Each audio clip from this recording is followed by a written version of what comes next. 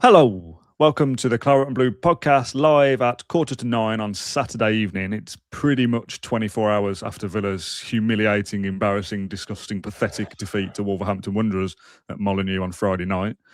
John, we have been talking on and off all day about the game and how we feel about that and some of the bigger picture stuff, which we're going to try and save that for. I'm not done with what happened at Wolves yet. I'm not ready to kind of draw a line under it. And this is unusual for us. This is almost like a second post-match show, more so than anything. And we've got some questions and comments from the mailbag that we're going to discuss as well. But anything Chelsea related and top five related and whatever else, we're going to save that till Monday onwards. This is our chance, and now I feel, to kind of get it out of our system a little bit. We were speaking, and it's like, should we just do a podcast? Should we just jump on and just chat about it? So, before we get into that specifically, how's your Saturday been? Have you managed to zone out a little bit, or have you just been purely raging all day? No, I did zone out a fair bit. I did a bit of prep for my garden. We're going to level it out and put some bushes at the back. I went to the tip, which I really didn't want to do because it's a Saturday, but did that. And that's how bad last night was. You'd rather do those things. It was actually quite cathartic to throw big planks of wood into a big skip, making loud noises. Nice. Yeah, and then I cooked some rice and fell asleep on the sofa, and now we're here. Wow, you managed to like nap and stuff during the day? Well, I got back at like 1:30 and didn't have much sleep at all for obvious reasons. Okay, I'll allow that. I've managed to go out for a bit of food. I took my son to a cafe this morning for a hot chocolate, took him for a walk around the park, just completely zoned away from football for a bit. Then we got to texting. It's like, let's do a podcast. Got loads to talk about still. So I'm back in the zone. As I say, we've got loads of comments from the mailbag, and you've actually just been through it as well, and you don't often go through the mailbag, and you've seen how much stuff is in there. And lots of long comments that I'm not going to read out on a live stream. So we've picked 7 or 8. We will discuss some questions and stuff from the live chat as well. So if you want to ping a question in and it's something different to what we're speaking about, I might do some of those as well. There's no end goal for this. We're not going to say we're going to do half an hour and then see what happens. We've literally just pressed go live and take it from there for a bit. Liverpool won today, as I think probably most would have expected them to, against West Ham. Obviously, Man United and Chelsea play tomorrow, so we'll discuss whatever happens from those in the proper Q&A that will be out on Monday, where we will kind of look forward a little bit. Obviously, I've seen your walk and talk. I've seen your bits and pieces from your written work. I've seen the stuff that you've posted on our Facebook page. But from a podcast perspective, just talk to me about your general reaction to what happened last night. I was a little bit stunned, to be honest. I didn't think we would lose the game. I mentioned in previous podcasts how I think when we, how do I put this? I don't recall many games that we've dominated this season and blown the opposition away like maybe we previously had done, not necessarily by the scoreline, but in terms of how we just kill a match with control and all these different things. But we've, for example, at Tottenham, at Chelsea, at Brighton, at Leeds, maybe this is the games as well. Or mainly the away games that we've won this season have been from losing positions, and we often talk about Villa's mentality of coming from behind, and that's true. And I'm not taking that away from Villa. We obviously didn't do that on Friday night, and we'll get into lots of different reasons why we failed to show up, really. But before the game, it was, Villa are going to win this, and then they'll have the chance against Chelsea, and that was my thought as well. But I'm still hearing from some people just assuming Villa will early goal. They'll be fine by half time. Firstly, Villa at Molineux is not so easy. But then secondly, I never get that feeling with Villa that we're capable of doing that. And we're in third, and we've had a great season. If you look at the league table, like in its whole, not just the last 6 games. But I'm never overly confident that we're going to just do a team, and do a complete 90-minute job. And yes, we've in scorelines done that, if that makes sense. But I'm never overly confident before a game that we're just going to, perform as well as we can. I just never did have that feeling, but I never expected us to lose to that Wolves team. Never, really didn't. And I was embarrassed, just being a Villa fan. And I'm not bothered about the Wolves-Villa rivalry. I don't feel it. It takes me it took me yesterday about an hour and a half to get there. There's no local about it for me. It's not on my sort of side of Birmingham as such anyway, but I just don't feel it that much. However, whether that's a local rivalry or not, only one of those teams had something riding on that game. Yeah. It weren't Wolves. We're going for the Champions League. We're going for so many things this season. And in recent weeks, our performances have been poor. But geez, all you've got to do is match Wolves. That's all you've got to do for their intensity, their fight, their passion, all those different things. Yeah, your quality should show, but it didn't. We had the first few chances of the game. Watkins, I don't know what he's doing for that opportunity he gets early on. Mate. Yeah. Torres has an opportunity. Louise comes close to scoring. I'm going to pull up some scoring stats shortly. Sorry, this is kind of going everywhere. This will be the podcast. So we'll be darting from next play. I'm already waiting to cut in on something you've already said. Fair enough. But yeah, sorry, my overall feelings, I was embarrassed. I was stunned by it. My walk and talk was terrible because I genuinely had nothing to say. But I listened to a few different podcasts on my drive home. And I got that feeling from everyone. Everyone was like, we don't really know what to say here because that was just pathetic and bad and painful, terrible. One of Emery's worst results as Villa manager. Yeah, I didn't know where to start, where to end, what to say in the middle. I was just lost for words, to be honest, that we've gone and lost the game 2-0. There's no excusing it, and obviously everything else that happened in the match as well. You got the concert afterwards too, which we'll get into now. But yeah, I had a bit more time to sort of think about it, but yeah, wow. Still coming to the same conclusions even 24 hours later. This is why I'm not kind of ready to. It sounds so pathetic. I'm not ready to move on. Do you know what I mean? I know what you mean. And it is, but I can't be like, oh yeah, let's focus on who plays against Chelsea. No, we get to that. It's Wednesday, right? It's still and we're always doing that, aren't we? If anyone's going to do that and look forward to, well, Liverpool play these teams next, and forget that. We're not finished Wolves. I don't care, frankly, about that Chelsea game right now. It's not in my vision whatsoever. Not in yours either. And I don't think it should be because we can't just move on from that. We need to do this isn't an emergency podcast, so I'm not we're not Arsenal fans, but it's borderline, I suppose. Yeah, Ollie in the comments says it sounds pathetic, but that's because we care so much about the club. Yeah, I hope it comes across that way, rather than I'm just a sad loser. Well, the one thing I wanted to kind of interject on, and this is a general question, this is just your opinion, right? The comment you said there about, we don't take a game to a club and dominate them for 90 minutes. Yeah. You watch more, well, I was going to say Premier League football. You watch more football than I do, full stop. Are there many teams in the Premier League that do that for a 90-minute period? It's just a kind of general question. I mean, maybe, I don't know exactly. I don't watch all of the Brentford games. I don't watch all of the Arsenal games. But I understand what you're saying. The Premier League has definitely levelled out this season. I would say that. It's much tighter in terms of games, fine details, set pieces, long throws, all those different things. Absolutely. But I'm also talking last season as well. It was only in Emery's first few months in charge, or the back end of his first season, if that makes sense. Not first full season. The 22-23 campaign, I thought we were controlling games in our structure and how we set up. 23-24, we were conceding quite a lot of goals, but we were still with a high line. You know exactly what you're getting from Villa, and that's still the case now. But I just think we are playing, again, on the borderline almost of that Leeds game. There's a very high chance in the end that we weren't going to win that. The Brighton game, we come close. Even though we came back, we were 2-0 down, but then when Van Heck scores, again, it's only a 1-goal advantage. I just think we either struggle to kill teams or struggle to start well enough, frankly. Like the Chelsea match, there's no way Chelsea should be letting us back into that game. For as well as Ollie Watkins played, for as well as Sancho played, we didn't deserve to win that game, but we did, and that's okay. As a one-off, but that's not sustainable to just keep coming back from behind. And we said it at the time that Villa have to find another way of winning. They've given themselves a fantastic advantage, and February has to be the month where against Brighton, Leeds, Brentford, Wolves away, even Bournemouth, where we won last season. All right, that's your time now to get ahead of steam. I think we said 11 points, we've completely failed that. As a prediction for February, I think we said 11 points from the 15 available, and we've got 5. Yeah. It's nowhere near good enough for the standards that we've set and the levels that we've shown. We view Villa now as one of the better teams in the league, obviously. So we have to raise them to that standard. But in the last, since the turn of year, you'd say, for sure, it's been nowhere near good enough. But the point I'm trying to make is that before that, even when we were winning games and we won 11 in a row, for example, the Man United game, Morgan Rogers hits 2 stunners, certainly 1 stunner. Without those, we probably don't win that match. West Ham away, again, we're showing guts and we're showing all these different things. Great hallmarks of a team that may even compete for a league title.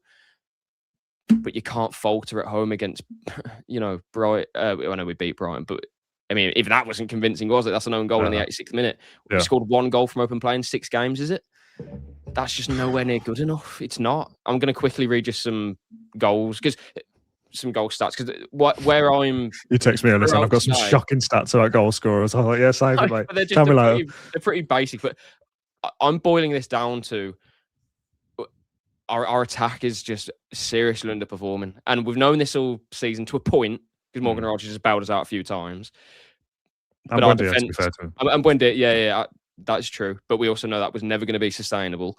Villa had to find another way of improving and doing things another way, because it was going to be quite easy, I think, for opponents to stop us. This just feels, to me, very similar to the start of the season, where we were struggling to make chances, let alone score goals. The chances part, we are making a few more... for different, don't have to get into that exactly, but just quickly. So Ollie Watkins has scored 1 goal in 11. Yeah. Buendia has scored 2 goals in 18. Leon Bailey has scored 1 goal in 32 matches. That's with Roma included. Morgan Rogers has scored 2 goals in 10, which isn't, that sounds pretty good compared to the other ones, but still 2 goals in 10 for probably your best player, at least right now. It's not as that be the United goals, impressive. Or is that not far back enough?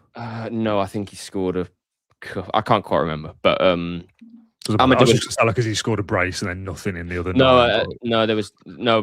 Bournemouth would be 1. Amadou Onana scored 1 goal in 16, and I know it's not his job, especially in this Villa team, to be coming up with a goal every other 3 games or something. But when Watkins, when set pieces are in such a focus, and you've got someone who's 6'5", then I expect him to get a couple of goals. Yeah, Jadon Sancho scored 1 goal in 27 matches. And this one shocked me. And I've double-checked it twice, and I almost feel like I need to do it 3 times. Right. How many games has Douglas Luiz gone without scoring, do you think, Dan? Well, would it be... I mean, I did not follow Douglas Luiz's career closely enough after he left Villa. Am I kind of going too far the other way here and thinking that he's not scored since he left Villa, full stop, and this is going to go back to his last goal for Villa, whatever that would be? Or am I going too far the other way? I just have a guess. How many games for Villa, Juventus, Forest? 60. Ooh, 63. Really? Wow. Yeah, I shouldn't smile. 0 goals in 63 games. Was that for Villa, by the way? Yeah.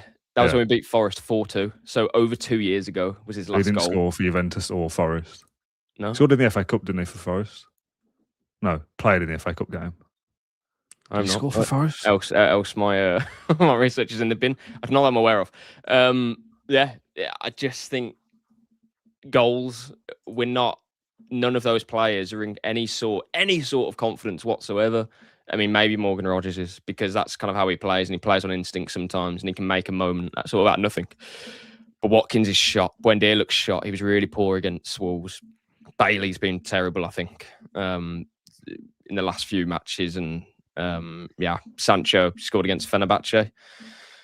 That's okay, but 1 goal in 27 is not good enough for the wages that he's on. So, I think, we could have had this conversation a few weeks ago, but you almost give it a little bit more time, because you've got these home matches. You've got this month of February where, okay, this is an opportunity for Villa to sort of step into gear even more, get some more confidence. It's gone the other way. It's really worrying. Douglas Luiz had a goal disallowed in that FA Cup game for Forest, so nearly.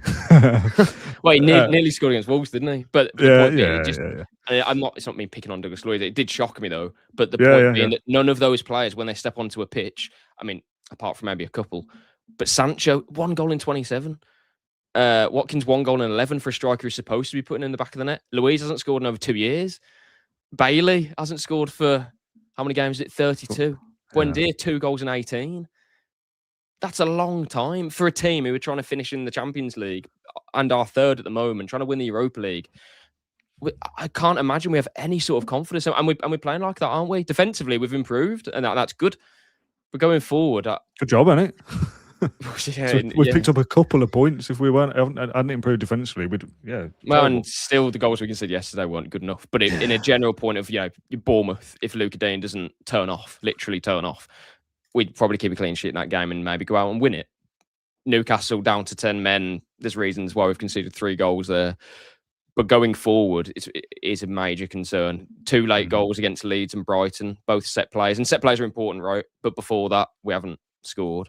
1 goal from open play in 6. It's just the level is an open goal. It's dropped way off. The only thing I would counter this to, and sorry for ranting so early on, you can have your say in a minute, and we'll get to the mailbag and the comments. But the last we thing we knew what this was going to be. When we were texting before, like, should we just have a chat? We knew what was going to happen. Yeah. Obviously, earlier in the season, we were really poor, and then we won 17 out of 19. So, and we were talking about relegation. We were asked questions about relegation. Emery was even asked about relegation. And then we put up, the best form probably in Europe over the course of a space, 2 or 3 months. That did happen. So I'm not going to sit here and say we're going to finish 10th and we're going to get knocked out to Lille in the Europa League. I mean, like we said back then, I don't know, maybe that does happen. Maybe we finish 3rd and win the Europa League. We don't know. What concerns me is the stats that I've read out there. There's no confidence in that team at all. That has to change really, really quickly. Will that flip on 90 minutes against Chelsea? I'm not sure. And then Lille away, wow, that's a cauldron to walk into there. So, mailbag. Let's get into some comments and bits. Yeah, before that though, one from the live chat. Rick says, "It's bad. Come on, that's a poor thumbnail. The overreaction is painful to see. Form is temporary, class is permanent. Villa will hit form again soon. Have faith." Now, I agree, by the way, with the general sentiment. I have got faith that I'm not suggesting we're going to now go and win 7 out of 8, but I think we'll win. We'll win enough points to qualify for top 5. I do still think that. It's bad. I could have gone for a lot worse on that thumbnail. It's bad is probably an underreaction, I think, to Wolves. If becoming the second team to lose to Wolves in the league isn't bad, as the team was in 3rd at that point, we might not be the 3rd best team at the moment because our form is not very good. The form table's probably got us mid-table. Forget about the league table. Forget about it. The league table for me it's redundant. It does not matter. We have how many games remaining? Is it 10? 10 games remaining. Pretend that everyone's on 0, because that is essentially what we're with here. We need to beat Chelsea, however many points we're ahead or beneath them. We could beat Chelsea, lose to West Ham, lose to Forest, and be behind them. To me, it does not matter. We've blown that gap unless we beat Chelsea. If we beat Chelsea, then we can have a bit more confidence about us that, even if we were to lose to West Ham, well, you can bounce back against Forest. But even that is playing on your mind of, you can't win one, lose one, win. No. We've got to be consistent in the last 10 games of the season and prove that we're good enough to finish in the top 5. I think everything that we've built up has slowly gone to the point where I'm not really bothered now about what the league table says. We could be 3rd. We're not the 3rd best team in England. We're not. A few weeks ago, I think you could probably cling on to that a little bit, because had we won 2 games in a row, we'd be so many points ahead still, and we'd still have that comfortable buffer. That's gone now. If United win tomorrow, they'll probably go above us, right? Liverpool are breathing down our necks. They play Wolves next, I think, in the league, or twice in the cup as well. It's up to us. Like, if we do our bit, we'll be okay to finish in the top 5. But I'm not bothered about what the league table says anymore, because frankly, in the last 6 or 7 games, we are not the 3rd best team in the league. We're simply not. It's funny, isn't it? It's not funny, but it's odd. It's curious how the points gap is. Obviously, it's 6 to Chelsea as the moment. I'm not going to get too ahead of myself just yet. But let's say Chelsea do lose against Arsenal tomorrow, and the points gap is still 6. We said before, didn't we, about winning 1, and it's taking points off the teams around you. If we'd beaten Wolves but lost to Chelsea, the points gap would be 3. Losing to Wolves and beating Chelsea, the points gap is 9. Because it's a 6-pointer, right? So if you can beat Chelsea, which I don't think we will as of right now, maybe I'll feel differently at, 7:30 on Wednesday night. Yeah. But if you can and open up a 9-point gap, or even a 6-point gap if they've beaten Arsenal with 8 to go, that's a decent-ish position to be in. It absolutely could and probably should be worse, to be honest. I don't think we should still be. There probably shouldn't be a points gap at all, to be honest. The way that we've played over the last few weeks. Well, we've been lucky with that, haven't we? Burnley drawing Yeah, against Chelsea, Chelsea dropping points. Sorry, not Chelsea dropping points. Liverpool dropping points in previous games as well. But yeah. Yeah, okay. Let's get into the mailbag then. We've got a few questions. First one from Little Red Riding Hood. Hi, lads. It's Saturday morning and I'm still fuming at the performance last night. Saturday night now, and I'm sure we all probably feel the same. As bad as the players were, and they were bad, I think that was the worst game Emery has had since being at Villa. He got the starting lineup wrong, never made tactical tweaks during the game, got substitutions wrong, and then for some reason, after not doing very much in the game, seemed to lose his mind at 7 minutes of injury time. Seriously worried about the future right now. Yeah, one of the worst games of the Emery era. Is it the worst? I think it probably right up there. Yeah. I would, in the context that we're in, I would say it probably was the worst result. Yeah. You can talk about Stevenage, right? But third round FA Cup, like things are. That's different to me. That's terrible, by the way. And it was, it was embarrassing. And looking back, like, oh, geez, that weren't great. But this is different. It feels different. We didn't have Dendoncker on the pitch to balls it up for us for a start. Yeah, I think it probably was. You can again. I was looking through our results this season because I was frantically typing things out and thinking, was this the worst result this season? It's got to be. And I was thinking, was it go ahead Eagles? But nah, that's a European away game, and it's different. There's different feelings to that. We've won another 7 games in that league phase. This is different. Villa have to win that game. Have to show something. Have to just. We don't have to go through everything again over a fine in the fine details, as we probably will actually soon. But yeah, for me, probably was. I think I'd say so, yeah. Yeah, because I think there's some of the big ones, like Palace at Wembley is obviously terrible. But there's still here's us trying to rank bad results. Some of them are bad for different reasons, but last night was weird. Quickly from Adam, I've seen a few people point this out. His body language and drinking a cappuccino on the bench spoke volumes where he's mentally with the club. I saw a few people reference this. Oh, he was just sat there after half-time drinking out of a coffee cup and how that looks terrible. Not for me. I don't agree on that point. I think that's a little bit of an overreaction. No, Unai was animated as ever, I thought. I was just after half-time. It's pissing down with rain. He's bought out a hot drink from half-time. Oh, no, I don't see anything in that. What I would say, and I don't know if anyone's really picked up on this yet, and I don't think it's controversial either, and I always stand on what I believe in. I don't like that Unai didn't shake Robert. I need to clarify this. Did he not shake his hand? Because I haven't actually thought about it. He didn't shake his hand. No. He was already gone. Because I don't like that. I know he didn't shake Arteta's hand. Is that right? Yeah. After the Arsenal game, and Unai's excuse was that Arteta went to his team first, or was it? I can't quite remember. But that I excused because I do believe that after a game you should shake the opposition hand and then you celebrate with your players or your managers. So I understand that. Yeah. But even then, that was a little bit petty, right? It was like 3 seconds. Yeah, I agree, though. I agree with you. Yeah, but if I'm right in this context of Unai went down the tunnel without shaking Rob Edwards' hand, I think he'd already gone before the full-time whistle. Yeah. Yeah, and if that's the case, I don't like that myself. No, I think you should always stay to shake the manager's hand if they shake yours. I think Unai's represented Villa extremely well, and it's something that we've always spoken about how he deals with the media, us reporters, the fans as well, and referees as well. We'll always say that he respects people, and that's absolutely bang on. But also, just on this occasion, I just thought probably missed a point there. I think shaking the manager's hand, whatever happens, again, if they're there to do it, I think is always something that you should do. Rob Edwards was asked about it after full time, and he did say that he said that Emery didn't shake his hand, but it was okay. He also said that Nuno didn't shake his hand, so both times he's won this season, he hasn't shook the manager's hand. But he said that it's like okay, and he has massive respect for Unai and stuff like that, which is fine. But it's just for me, it's not. Again, it was another point that after the game I thought it's not ideal that our captain on the night and travelling fans are kind of clashing, and I don't think it's ideal that the manager didn't shake the opposition's hand. That's I agree. Point there. Yeah, it's petty. Shake his hand. It's a meaningless token gesture, to be honest. It's a fair play, mate, good game. It means nothing, so just do it. like even leaving before the games ended. I mean, to be fair, I was watching on TV, obviously, and I did turn off when the second goal went in, but that's a little bit different. As the manager, you're expected to stay till full time and shake hands. And like this, him going down the tunnel straight away, he's always done it, win or lose. So that's not the issue. It's not shaking the manager's hands. Poor. I don't like that.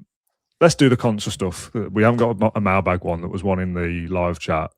Sorry, late to the party from Pricey. Have you covered the Contra scandal and the hypocrisy of calling for unity with the fans? Right. Okay. So I've only seen the clips of this as well. We're doing this live, so if this was a pre-record, I'd maybe skirt around this a bit more carefully. But he appears to say something towards the direction of the fans that is not very nice. We don't know the context of what was said. If it's just fans are frustrated at the team, fine. If they've said something really not very nice to Ezri Konsa, he's going to be very, very, very annoyed because of what's just happened. And you can say stuff in that heat at the moment. So I'm not going to big this up to be a huge thing. However, as a captain of the football club who has been crap in this game with these rest of his teammates, you're the representative of Aston Villa. You're the captain now. You've got the armband, and you're a very good player. Ezri Konsa is an England international. He's been great for us, and he's always had this thing that he's got very high respect, and he seems quite classy and carries himself well, very professional, all those kind of different things. But feels like the mask slipped a little bit last night. You don't do stuff like that. You don't. Maybe, is this going through their minds at the time? I doubt it. But is that now the story rather than the crap performance? Yeah, not for me. Maybe a little bit. Like it's something we're talking about, right? Instead of is it a bit of a distraction? Talking about Emery's coffee cup. We're talking about Konsa having a bit of a clash with the away fans. Like, is that the point of any of this? No, we were terrible against Wolves. That's the story. But it's not a good look, and it's something that shouldn't be happening. And then you couple that with, we need the fans. We need a better atmosphere. We all need to stick together. It doesn't. Those two things don't go together, do they? Yeah, we it's a bad night. We felt like we blew up essentially on the pitch afterwards. Heated emotions. Again, you say we don't know what was said to Konsa to start with. I haven't found that out either, so I'm not going to begin to guess or anything like that, obviously. But the bottom line is, it's not ideal in either way, and the fans have every right, if it's only criticism, to criticise players. Yeah, every single right after that performance, and whatever has happened previously. Yeah, Villa have been superb. No one has said otherwise. The players have done an awful lot for us. The fans have done an awful lot for the club. That's what you'd say as well. Yeah. The money that it takes to watch one football game against Leeds United, let alone follow Villa around Europe, follow Villa around wherever, it's insane. And I can't believe to think the sacrifices that our fans have made to do those things. I'm sure that's not lost on the players. However, maybe 1% of the time it is, or 1% of the time that can be forgotten after you lose to Wolves, and you are so frustrated yourself having played in that game, even though you're the ones who can, make something happen about it or change that. Sorry, but at the same time, we all care. We all want Villa to win the Europa League, to get in the Champions League. We're all united in that same goal, but how that looks when it doesn't go right. Yeah, it probably isn't going to be ideal. And it wasn't, unfortunately, at Molineux. I hope that for the Chelsea game, things can, I say, calm down. I don't think that's quite right, because it's only a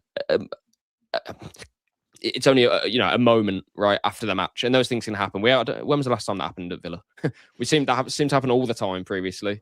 Probably not under Emery that often, if at all. Maybe, I can't quite remember.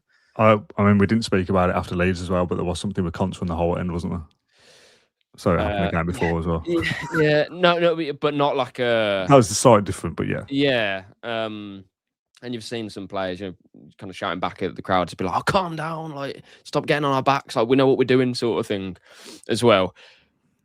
I am a little bit worried about Villa Park on Wednesday night, though, because there is an energy of, this is tetchy, this is one miss. If we place, conceded in the pass away first 15 from a minutes, it could big be moan.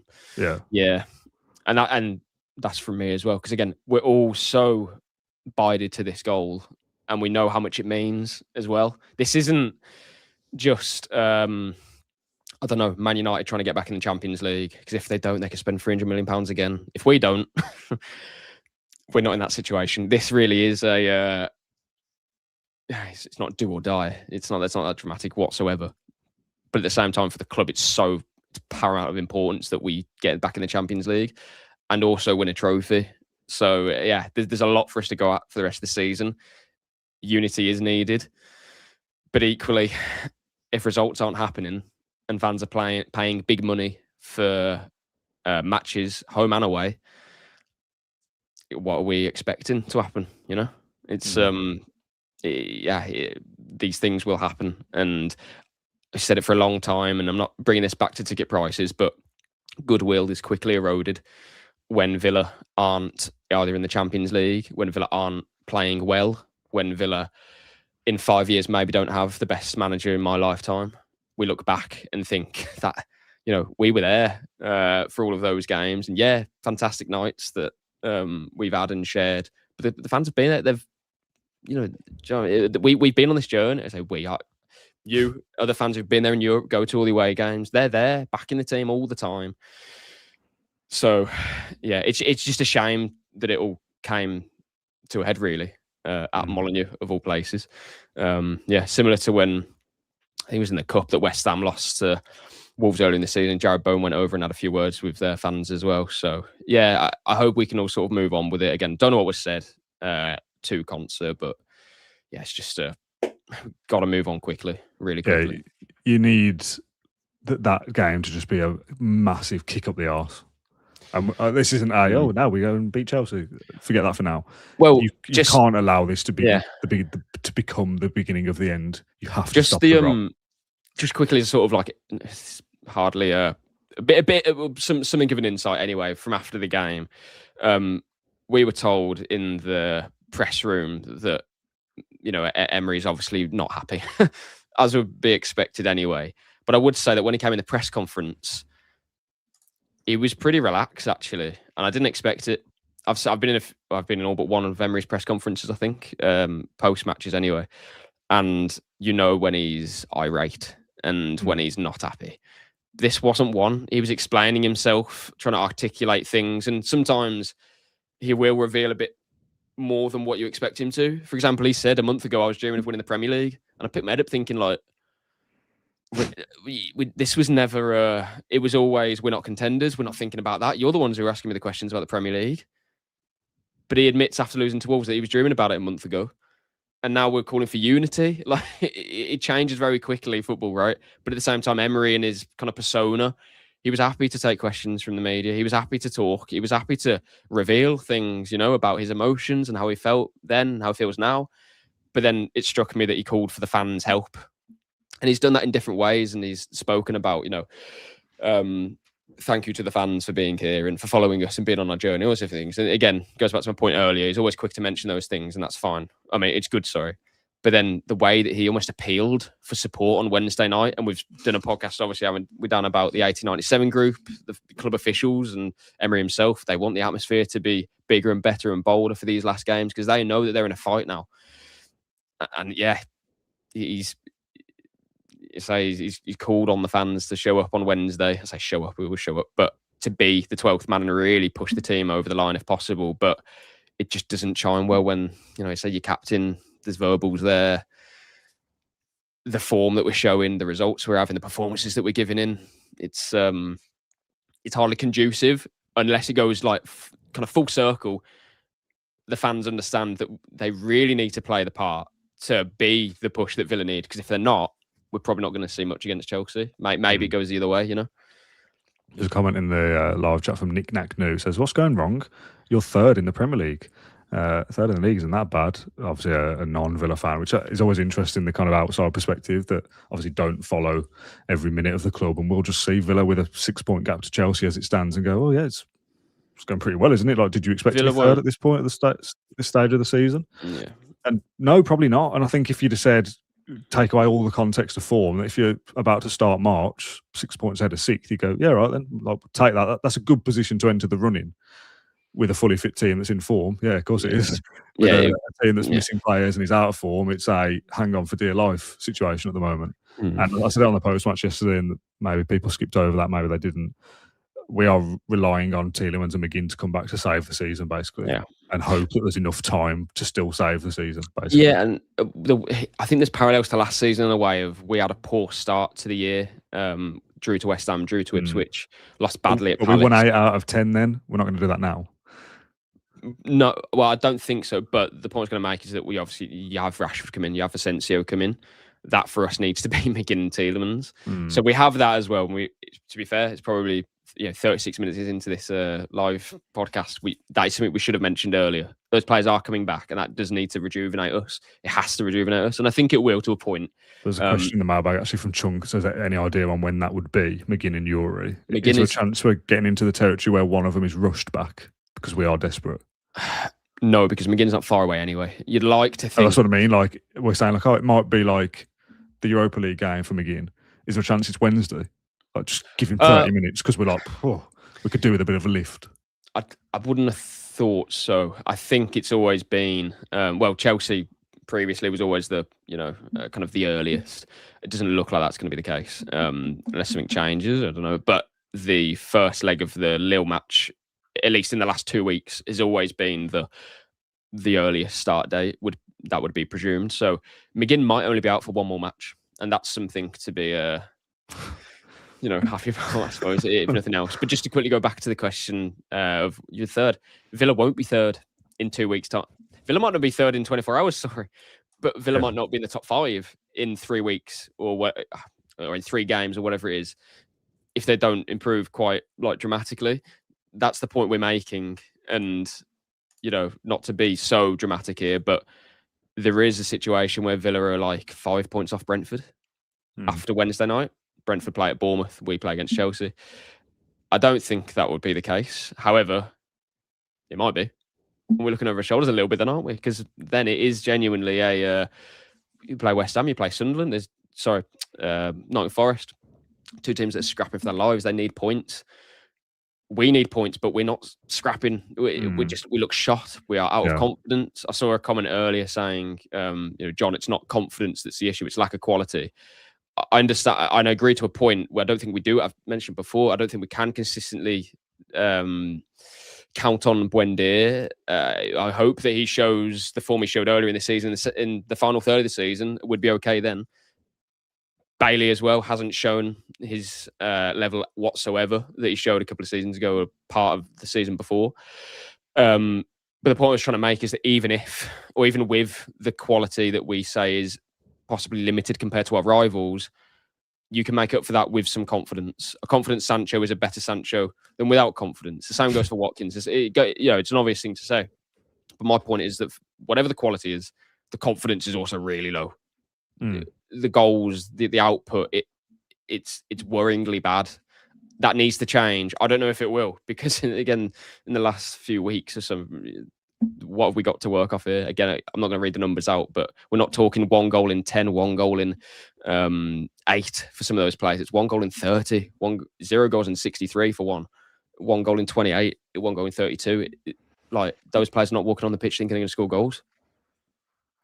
Yeah, let's do a couple of comments on the live chat very quickly. And I said this for the post-match show for Wolves, that I have a tendency to argue is the wrong word, but get distracted by the live chat too much. And I want to use it because it's valid, but we also have the mailbag stuff as well. So I'm going to have a bit of a back and forth here, specifically with King81. I do see in the live chat very often, by the way, and this is not a attack, right? I'm interested by the comments. There's 2. Your striker is rubbish when John has to caveat his stats as how many strikers have scored more, not just players, strikers, because wingers and midfielders outscore him, and that's embarrassing. Villa Minimum in the chat says, I also saw Watkins has the 90th or so shot to goal ratio in the Premier League, something like 0.1. Before the Wolves game, it was 0.15. So we spoke about it on Tuesday. So pretty much 1 in 10 shots end up in a goal. Given he doesn't shoot very often, those are honking statistics. I was quite like honking as an adjective. And King81, Claret and Blue podcast holding on to the hope that McGinn and Tielemans will be back soon, most likely with 4 games left and us out of the top 5. It'll be too late when they get back. The information as of now is it will be sooner than the final 4 games of the season. Oh, yeah. That period, and I'm not about to suggest that we're going to win 5 in a row, but that period of 5 games, that is Forest, Sunderland, Fulham, Burnley, Tottenham, I think, are the 5 games in a row before Man City and Liverpool. If McGinn and Tielemans are back even for that period, and this thing of like, oh, well, they might come back, but they might take 4 games to get up to speed, forget that. If they're back playing, they'll be up to speed. Like, match fit, no, but the quality, the boost that gives us, right? If they're back, they're back. Even if you win 3 of that 5, that might be enough that you've got points around the edges for that to be the thing that gets you over the line. Chelsea's run of fixtures is horrible as well. They'll be balancing Champions League. We'll be doing whatever we do with the Europa League. We could lose to Lille, right? And that's that done anyway. But if the players are back, yeah, we are holding on to that because there's nothing else. There's nothing else in the moment. With the players that are there for now, let me speak properly. My feeling is the players that are there now have let the club down so far, and there's 10 games to fix it. Wolves has to be, I saw someone say there, the reset button. That was rock bottom. You have to get a reaction going forward. And if you don't... Let themselves down in recent games, yeah. Yeah. Because they've had the chance to go, okay, Tielemans isn't here, McGinn's not here, we're down in the dumps, but I'm £50 million a nine, and I've got to go and be better. Leon Bailey's been recalled by Unai Emery. I've got a second chance. Be better. Not good enough. Buendia keeps getting starts. Not good enough. Watkins keeps getting starts. Not good enough. They've let themselves down to not be good enough for where the club needs to be. So, yeah, we are, or I am, relying on McGinn and Tielemans coming back to save the season because there isn't an alternative. This group of players, if McGinn and Tielemans were out for the season, this group of players wouldn't get top 5, is my opinion right now after Wolves.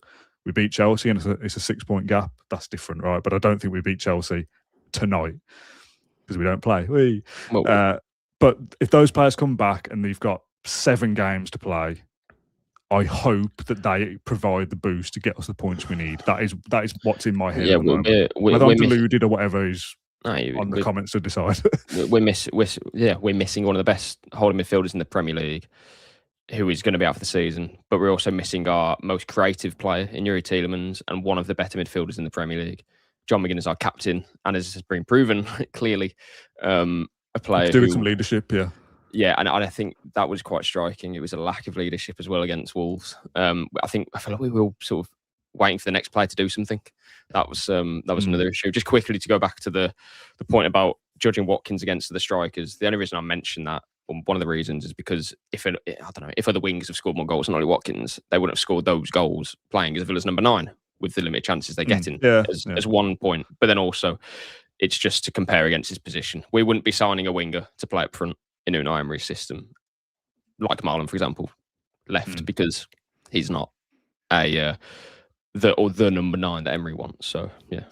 Just quickly to clarify one thing, Ali Zar, it's very unfair blaming an individual player on their price tag. They have no control on their transfer fee. Wages, yes, but judging on the fee is unfair. Yeah, I agree. I'm not judging. When I say that, I just mean like there is a £50 million signing we have there that needs to do better. I'm not saying that like that's his fault or anything. Anyway, back to the mailbag. This is ridiculous. We play the same squad and make no changes, score no goals, but expect change. Buendia makes no difference unless he comes off the bench. Watkins doesn't get the ball, and Douglas Luiz's best through balls are to the opposition. Thoughts? Rodgers off the left. We don't have left players, but he's played a few games over there and done better. Douglas Luiz is the 10, so we don't have to worry about his defensive work. Tammy up front. Cash, Mats and Konz and Mings in the back. I don't care who's on the right, as neither options make much difference. And just to combine that with Unai's stubbornness, poor again, no fight, no purpose, just going through the motions. Unai's stubborn nature and team selections at the moment are killing us. We can blame injuries all we like, but we've been embarrassing against Everton, 10-man Brentford, Leeds and Wolves, which, on paper before those fixtures, you're probably saying, 12 points? 3 home games there and the bottom place club away from home. At the very least 10 points, right? And we've ended up with 1 from those 4 fixtures. Jesus. If you'd have got 10, we'd be well comfortable in third now. And that's football, I guess. But yeah, the team selection, I think this is something we often get as well of like, oh, when do we start questioning Emery? Firstly, we have this season. Like we have questioned and do question the manager on substitutions, but then it's other games go by and the little graphic pops up in the bottom corner that Villa have won the most games from won the most points from losing positions, or substitutes have made the best impact across the league. So some things he obviously gets right. But we have and will question him when he does things that we perceive to be mad. Right? I'll always say that I do think hindsight is so powerful. The team yesterday, we knew that was going to get to, but this is my point. A lot of the matches in this season, we can go back and say, well, Emma should have done this, she should have done this, she should have done that. But you've got to call it out before it happens. Yeah. And on Thursday night or Thursday, whenever we recorded Fan Zone, I don't remember, Tammy Abraham has to start. In fact, we said this before. You asked me one word answer, didn't you? It would just start Monday, against. Who starts? Monday. Like Tammy Abraham should have started. We wrote about it afterwards. Tammy should have started. Ian Maatsen has to start.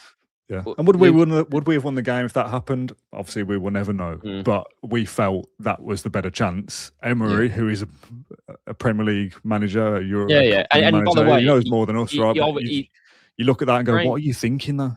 Surely that's not right." There hasn't been many opportunities for us, and people will say, "Yeah, there has." When I say many, I mean like comparing him to other managers in the league or the previous Villa managers, where you'd probably slate a decision every single game. This is maybe one in a few. I don't know. Maybe recently more so, but especially the Wolves game, because I'm never going to sit here and say, "Oh yeah, I said we should do this. I knew we would get this wrong." And no, that's just hindsight. Unless, of course, you called out before, and we did. Tammy Abraham, and no rocket science here. I think everyone said Tammy Abraham should have started, and he should have. I was shocked at that decision, but I was really underwhelmed, even more by Watkins' performance.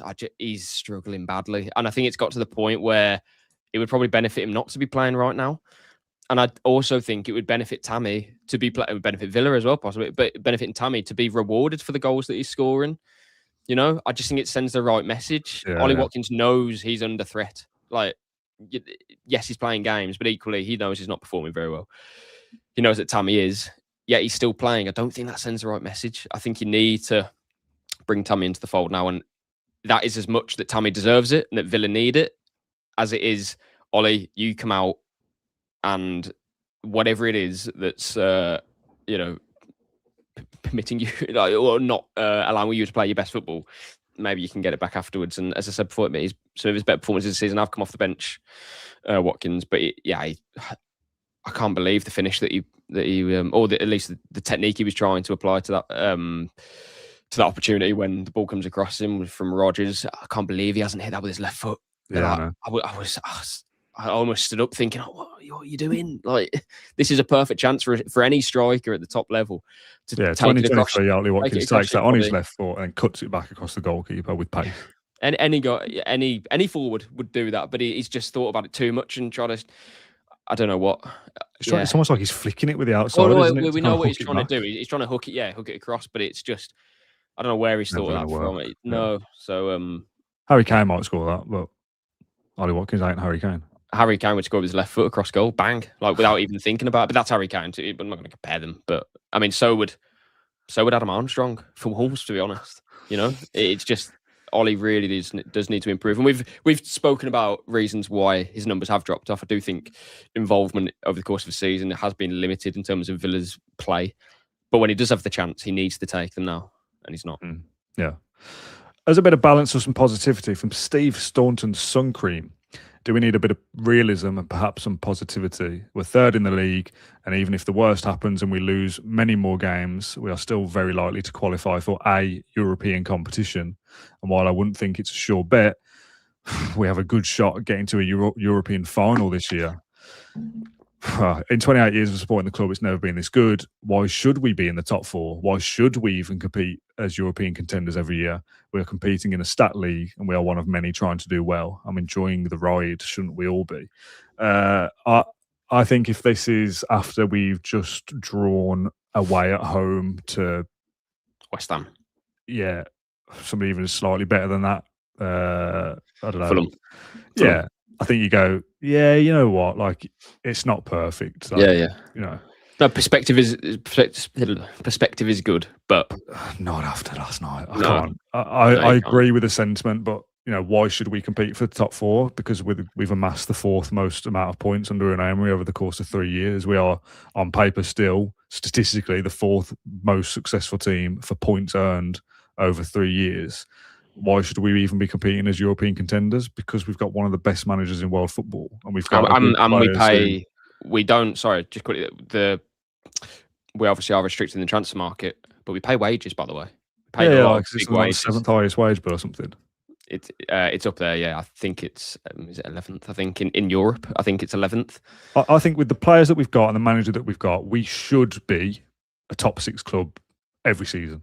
Like on paper before the season that has to be the goal. Yeah. I'd predict us to finish in Europe for the rest of all time while those parts of the experiment are there. Right, this group of players and this manager should always be in that kind of conversation. Yeah. For us now to drop down to Europa League, Conference League, or out of Europe from where we were is disastrous. Like, I don't care whether the injuries of this, but no, there's no sugarcoating. If that happens, that's terrible. It'll be worse than what happened to Forest last year, I think, because I think they were punching well above their weight anyway. Was that last year or the year before? Anyway, you know what I mean. Oh yeah, so no, yeah. Well, they were third and they dropped off, but they should never have been up in third anyway at the start of the season. Finishing the Europa League for Forest is brilliant. Yeah, people would have had them way below that at the start of the season. People would have predicted Villa to be top 7, maybe higher, depending on what you think. What you think of the club. Emery says, we're not contended. Which, when he says that, he means we're not the favourites to get the top 7 positions, because there's 6 teams plus Newcastle who have bigger revenue streams than us, and that's valid, absolutely. But equally, Emery, you're a better manager than Eddie Howe. You're a better manager than Rossini. You're a better manager than, I don't know, 3 or 4, 5 others. So that's one thing that Villa have got for themselves. Villa Park as a fortress has usually been that. Again, we pay big wages. We do have some very good players. Sometimes I do row back a little bit on the sort of feeling of we are the massive underdogs. We are underdogs to finish 3rd. Yeah, absolutely. We're probably underdogs to finish the Champions League. Yeah, and that's fine. But equally, we've proven we can do it. Under you, Unai, we've picked up the 4th most points in the division over a huge sample size. There's clearly something that's pretty sustainable going on here. So we can do it. But the point of perspective is also true. We are battling against some big financial challenges. Those teams, if they got it right, should be finishing above us. Man United can correct their mistakes of signing Hawley for 72 million or 74 million and sign Sesko for 72 million. It's utterly... it's disgusting, to be honest. Yeah, we failed with signing Evan Gesson, ship out Leon Bailey, and then realise just get rid of Evan Gesson and bring Leon Bailey back. Like, that's our transfer. And without Emery, the miracle doesn't happen. However, if we were Brentford, Fulham, Everton, throw out some of the teams from way down, West Ham, Palace, and you lost to Wolves, that's embarrassing. We're Aston Villa, we're 3rd, trying to win a Europa League, trying to get back in Champions League. There's no perspective that makes that better for me. That's a woeful result. It's one of the worst we've had for a while. There's no glossing over that. If we lost at Fulham, maybe we would be tapping into perspective a little bit. But even then, you'd be saying, but in the last 7 games, we haven't been the 3rd best team. We've been the 10th, 12th, whatever it may be. We have to improve. We're not finishing 3rd if we play like we did against Wolves. We will finish 8th. And I mean that. How we played against Wolves, because 10 games is a lot of... That's 30 points. There's a lot of games. However, I do also think that football can change quickly. I go back to where we were in the season. We were really bad. We didn't score for 4 or 5 games, in all comps, I think. Harvey Elliott was our first goal scorer. And even then we get knocked out on penalties against Brentford. We've lost them 3 times this season. It's disgusting, isn't it? Then again, 17 out of 19 wins that we get. We can go on a run again. And I think that we probably will at some point, be it if that Tielemans comes back and we win 4 in a row and you've only got to beat Liverpool to then finish in the Champions League or whatever it may be. I still back us to finish in the top 5. But at the same time, that confidence will be quickly eroded if in the next 2 games... lose to Chelsea and lose to United, it's going to be very, very hard. Still got time, because like I said, that 5-game period, you probably have to win all 5. But that's what I mean. But you're in a rut then. And for me, and I know Champions League is really important, and this is kind of ignore that the Champions League is a prize for winning the Europa League. Winning the Europa League for me this season is the only goal that I had, to be honest. I had no expectation in the league because I don't think we recruited very well in the summer. I don't think we recruited very well in let me rephrase that again. I don't think we recruited very well in the summer. I don't think we had a good summer window in general. The way that we started, there was nothing in me, and probably not for a lot of fans to think that, oh yeah, come March we'll be around 4th. I don't think anyone expected that. But we won 17 out of 19. We are here now. Grasp the opportunity. This is it. Yeah. Like, this is what I mean about the players who were left, right? You know, go and take that opportunity. Somebody in the live chat way earlier on said something like, you know, are we even going to beat Lille playing like we did against Wolves? We won't beat anybody else playing like Wolves. No. That's what I mean. That has to be the reset. We cannot afford another performance anywhere even half as bad as that for the rest of the season. And if that means grinding out 4 wins and 3 draws or something, and that just about scrapes us over the line, sound brilliant. Like however it happens, I'm absolutely fine with it. Maybe Chelsea completely blow up and we get in there by almost default. Whatever. Play like we did against Wolves. Yeah, you can forget. You can forget even getting to the Europa League quarterfinal. You can forget getting more points than finishing the top 7. Like if you can't beat Wolves playing like we did, you won't beat anybody. One, and this, I don't know, maybe this is me trying to put a gloss on something, but probably something we should talk about in the Chelsea one, and maybe we'll expand on it a bit more, but this is out of nowhere, really. I don't know if playing a better team might give us that sort of, do you know what I mean? This was the argument. Maybe are we sleepwalking into that Wolves game? Are we sleepwalking into Leeds thinking, you know what, I think we'll win today. We should be able to do this in 70%. You won't. Maybe Chelsea, we know we got to win that game. We've got to play well because it's Chelsea, you know, Chelsea. It's not Wolves, with respect to Wolves, or lack of, I don't care. And our results, or the wins we've got recently, so you got Brighton, Salzburg, but beating Newcastle, we had to show something there to win, of course. We won at Spurs in the FA Cup, which kind of goes against my point, to be honest. But we obviously, we won at Chelsea, beat United, and the point I'm trying to make is that we've competed well, apart from that 4-1 away against Arsenal. But there was reasons for that one. We've competed well against the good teams this season. I feel in the main. Obviously, you lose to Liverpool, but you beat City, you beat Arsenal at home. Obviously, that was back then. This is now. But I'm just trying to find some sort of, how do we, as a team, without John McGinn, probably without obviously Tielemans, how do we get up for that game and give it 110% on the pitch? I'm talking about on the stands. For me, I mean, the players can control that to a point by playing well, but their mentality has to be going into that game. We need to perform to our best ability. No matter how loud the Villa Park crowd is, whatever Chelsea play like, we need to give our best performance. I don't know if that will be easier for us to do playing against a good team on paper, you know? Yeah. Okay. All right. A couple of more from the mailbag. We're about to hit an hour, but I'm happy to go for another little bit. What about Rogers? Let's do this one from No Name. Our Villa is dying.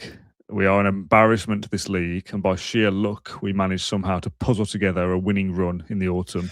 That winning run is a long winning run. Despite having 4 players of mid or better Premier League quality, and there is no defending this. But we're still 3rd.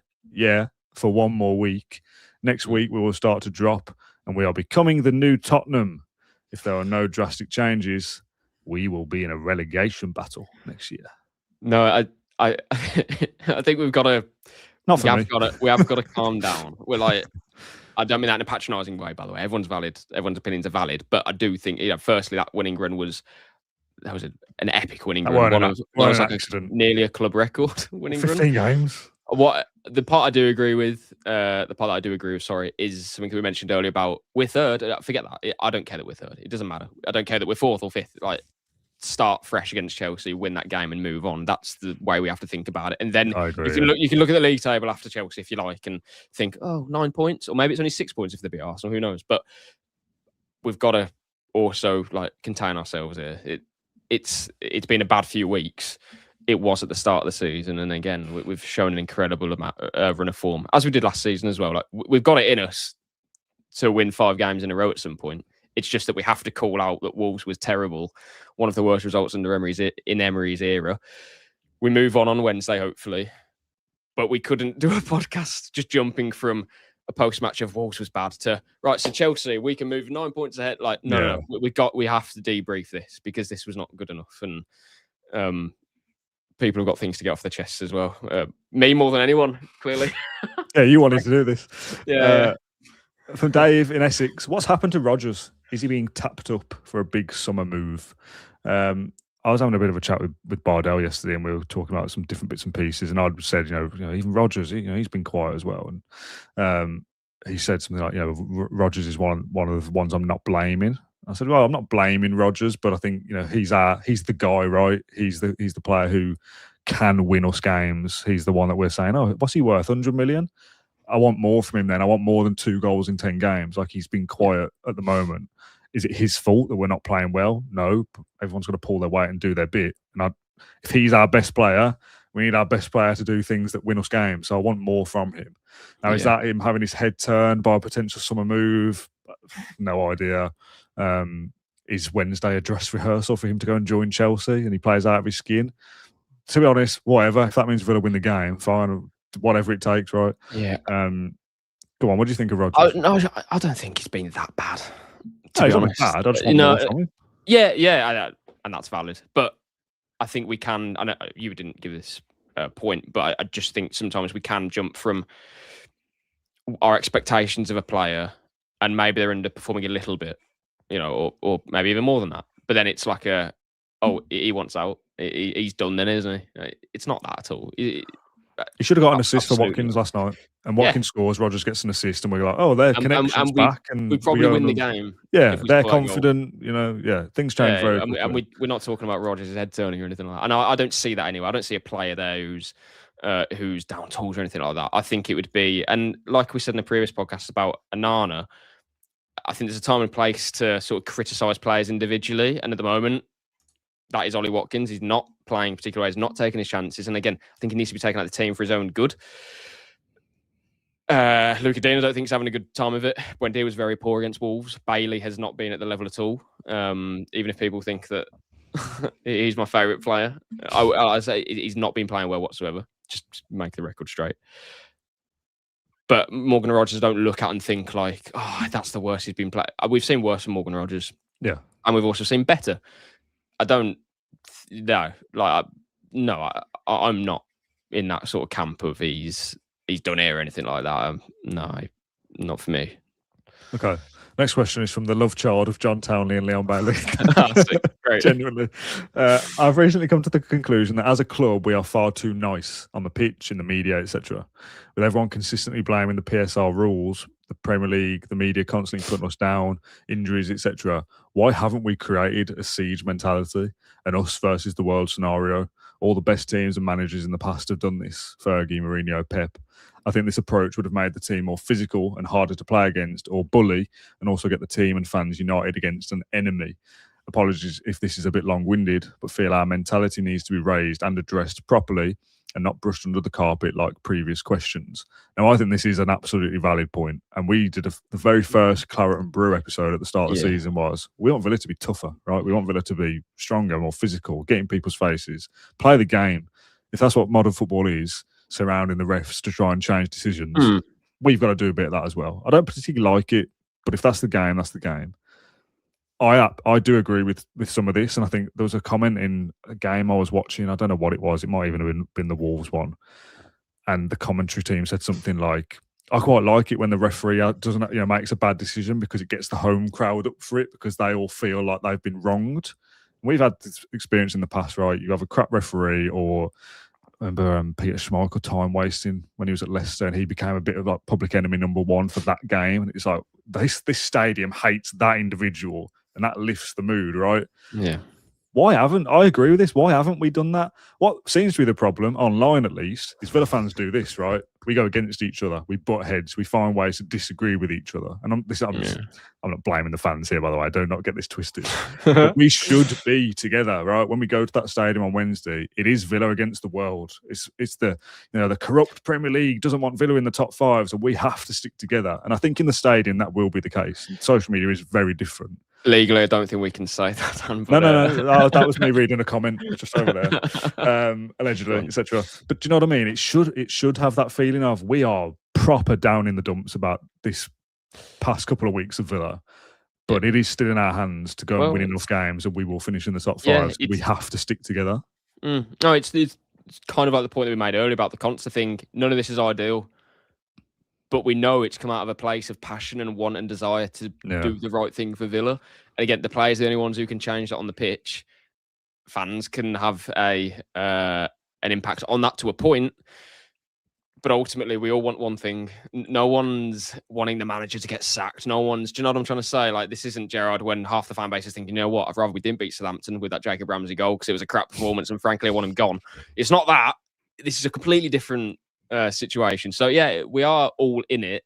It just looks different, especially after a run of bad results. So yeah, John Townley and Leon Bailey's love child. Was there a question about that individually, or was it because I've kind of lost the question there? No, there wasn't a question per se. It was just why haven't we created that kind of? Oh, that was it. Yeah, no, yeah. I think it's a good point. What I would say is that I do think we have.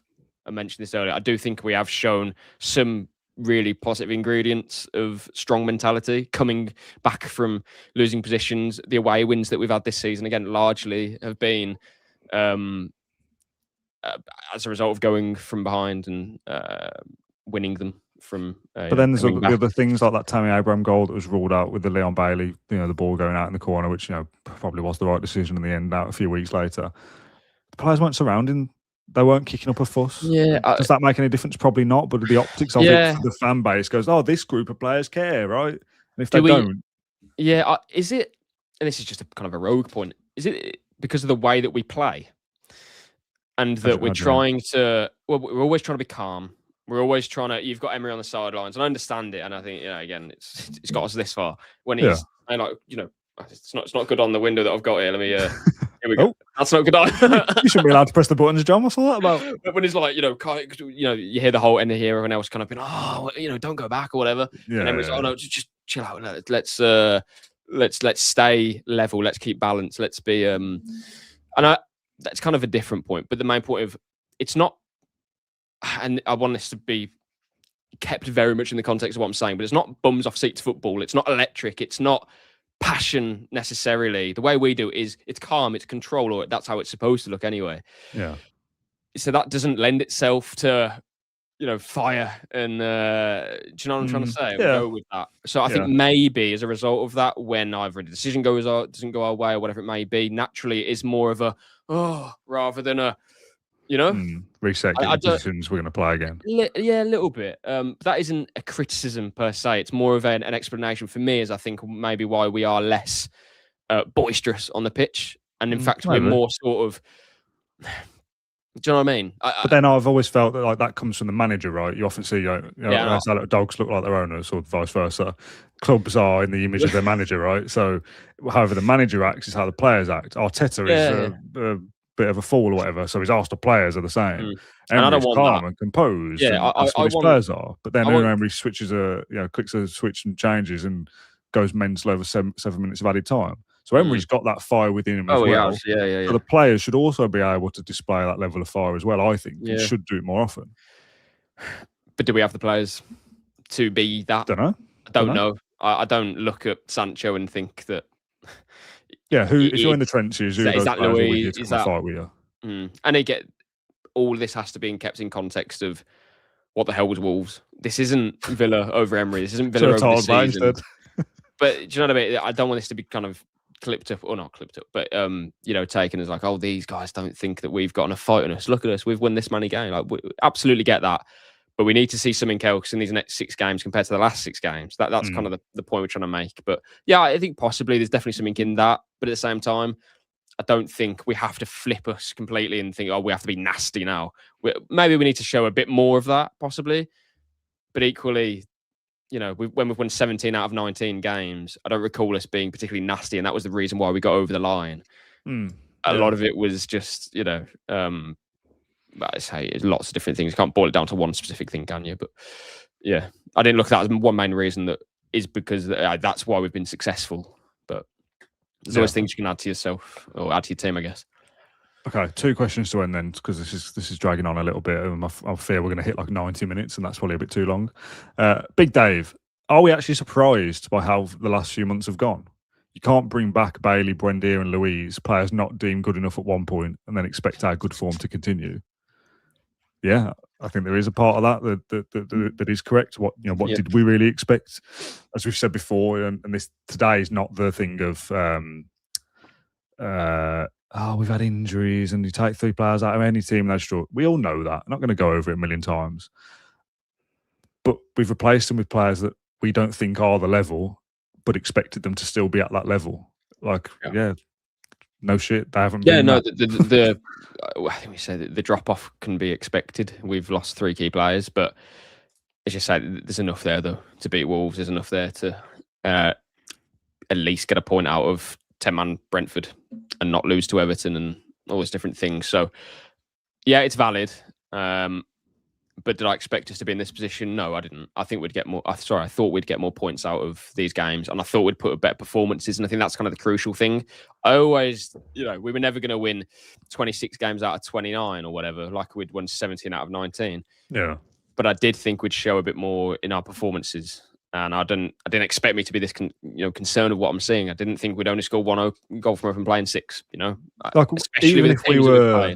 Even if we were slightly better, even if you said we had another 4 or 5 points, that gap to Chelsea now is in double figures and could go up to like 13 but on Wednesday by just beating Wolves and drawing the Everton game or whatever. It's like it's very small, just be a little bit better than what we've been and we'd be absolutely fine. So we aren't a million miles away, but the last couple of weeks have been hugely concerning that if the rest of the season is the same as that couple of weeks, we won't achieve our goals. Be better than the last 2 weeks, and we should, in bold asterisks, whatever, should be okay. Yeah. But there's still a lot of work to do. Yeah, the 2 elements for me to this are that one half I'm more positive than where I was at the start of the season, because that was the start of the season and it felt like, that's a long way to go. What's this? What's going to happen? We haven't got 10 games previously to go off here. We've had a bad summer, So that's the one reason I'm like, well, we've shown that we can turn this around a few times under Emery, and that it clicks, and then we go again, and we're okay. But then the other part of me thinks, again, do I rely on Bailey? No. Do I rely on Buendia? I can't say yes. I've seen some great things from this season, absolutely, but that's with respect 4 months in 4 years or so. I hope he does what he did in the first half of the season or the first third, like he did now in the final third. But I can't say for sure that he's going to score 6 goals. Watkins is bang out. Like, there's different reasons to why I am firstly positive that we've seen that it can turn, but equally we don't have Asensio, we don't have Rashford as 2 sort of game changers. That has to be Miggen and Tielemans for us now. Yeah. Will it be? I don't know. The only other thing again into that is that I think there's a lot of pressure on us to win that Europa League. At least from me, anyway. We need to win that, and I'm not saying we're going to, but we need to. We need to go and beat Lille over 2 legs, and then probably Roma, then whoever it may be in the semis. And if you're in the final, you win that. That's 7 games. I know I've made that sound easy, but I'm just telling you the route to winning a trophy. That's 7 games in the middle of Sunderland, in the middle of Fulham away. And if we play like we are against Wolves away, you get done by Fulham at Craven Cottage before you then play quarter final if you're in it, or a semi-final. So there's a lot of football still to play, and we need something to really give us back that confidence. And there's nothing better than that, than beating a rival in Chelsea. But equally, there's no. I'm not giving it energy. I'm not there yet. I'm not giving it energy. We're not done with Wolves yet. We've got more to. We're getting close to it, to be honest. We're nearly, yeah. It's helped. It's helped. Hopefully it's helped others listening. I just want to go back to what we were discussing not long ago from Mike here. I think Dan makes a good point. Makes a change. Villa fans fight internally probably more than any other club. That needs to change drastically, and it should. That's a great question. Why isn't it us against the world? We're in this microcosm of Villa, right? I'm sure this infighting, for want of a better word, happens everywhere. And this is not me in a position of, I'm a podcast host and I'm better than anyone else and I'm calling out the fan. It's not that at all. Social media is very, we're against each other. At least on social media, everyone knows that. Yeah, but that happens at every club, I'm sure. And I don't want this to become a bigger deal than it is. What also shouldn't be a bigger deal than it is this coffee cup thing. Get over the coffee. The man needed a warm drink in the crap weather. Michael Dimmock says, so if the players mimic their manager, then surely the coffee drinking isn't a good look. What if it was a cup of cold water? Does that make a difference? Do we know it was even coffee? Did it have steam coming out of it? I don't know. I really don't think that's a thing. Like I get this idea. Are people making it a thing, or are you just reading 2 comments? Like, I don't know. No, there was a couple of comments kind of going back and forth. Like, you want your manager in the trenches. He should be on the dugout touchline, not sat in his chair drinking a hot chocolate. But I don't know. I really don't. I can imagine. I can imagine that he's had his team talk and stuff, and that he's, he's if for 15 minutes to go the other way. Mr. Salty sore throat out. Get a bit of some warm liquid down there. Yeah, to go the other way. I think it was the Brighton game. It was a recent home game anyway, or maybe even Leeds. It was about 2 minutes into the second half that Emery came out. So don't know what he was doing. But if you want him to be late or early, Kingati says, I'm more livid that he dried his hair at half time. Yeah, where was the team talk? I don't know. Would we have won the game if I was on the dugout touchline instead of drinking a cup of coffee? Doubt it, to be honest. Just quickly, after the game, obviously Damian's he's tweeted and said that dressing room was very sad, but Unai lifted us. There's more to it. Go on Twitter if you want. Cheers, everyone. But it was just, yeah. But it was just the point of. It's kind of what I was talking about earlier. Again, apparently he was angry, as you'd expect, but he seemed to sort of get off his chest. I'm hoping that his players responded well to that. They don't need to. We don't need Instagram messages. We don't need any message on social media. I don't think we have, which is fine. Then there has to be a response against Chelsea. Win the game. Beat Chelsea. Show us that you bothered. Basically, I'm not and winning would be what we need, right? But we need a performance, I think, more than anything else. And some people will be saying, yeah, but you just got to do anything to win the game. I understand that. But if we play badly to a point, I don't know if we can play badly and not. If we win still, I'm fine with that for now. That won't give me confidence that we'll beat West Ham, though. No, but I think it's just about get points on the board. I think there's a lot to be said for winning a game to just get confidence. Like Bologna and Fulham, they weren't great games for us. But it then kicked us into motion. I understand that, but I'm not going to be overly confident if we do a Brighton performance and it goes in off Caicedo in the 86th minute. I'll be delighted, but at the same time, going into Man United, I'm not really much more confident, to be honest. If we show performance, and I'm looking at certain players that I'd previously questioned what's going on, then I'd be more enthusiastic, even if we don't win that match, because then I think, okay, if we play like that against West Ham, Sunderland, Fulham, Forest, we'd probably win most of those games. And that's what's going to get us in the Champions League. It's not only beating Chelsea, but then losing to United and failing to beat West Ham. It's winning 4-5 games. That's what's going to do it. But anyway, sorry, ranting again. Yeah. Okay, I think we're going to wrap up there. We've done an hour and 17 minutes live. I've worn you out. I've ruined your Saturday night. No, not at all. I actually feel slightly better, having spoken about it. We always say the podcast is a little bit like a therapy session or a bit of a, I don't know, getting it out of our system. Kind of, that was the game, compartmentalise it, talk about it, and never think about it ever again, hopefully.